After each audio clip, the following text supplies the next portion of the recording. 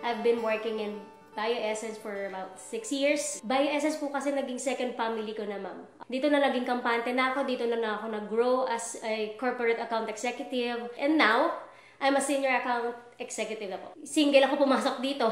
Then, nag-asawa ako. Nandito na ako sa BioEssence, natulungan nila ako. Before, hindi naman ganun galaki yung salary ko. For 6 years, medyo tumataas na tumataas kasi nga maganda naman yung nagiging work ko. Tumaas na rin yung medyo yung position ko.